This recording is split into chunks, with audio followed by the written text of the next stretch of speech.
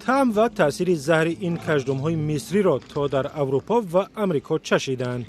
آنها را محمد باشته از بیابان‌های مصر جمع آورده می‌پرورد، البته نه برای زهر زدن به مردم بلکه برای معالجه آنها.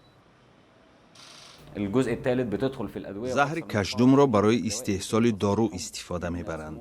از زهر کژدم و مار در جهان 24 نوع دارو می‌سازند. ما زهر را به کشورهای گوناگون اروپا و امریکا از جمله ویرجینیا، تگزاس و ایالت کالیفرنیای امریکا صادر می‌کنیم. به حد میانه قیمت 1 گرم زهر کژدم وابسته به نوع آن تا $10,000 است. محمد باشته 25 ساله صاحب شرکت استحصال زهر قاهره است.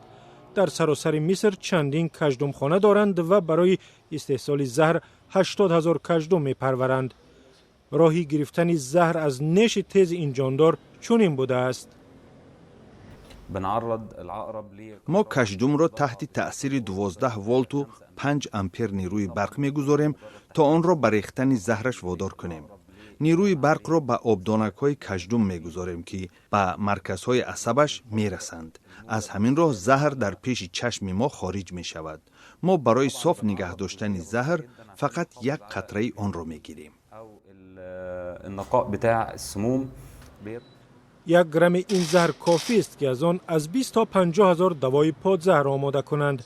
اگر فشار بلند داشته باشد پس شما هم تأثیر زهر کژدم را احساس کرده اید، چون آن را برای استحصال داروهای ضد فشار بلندی استفاده می‌برند.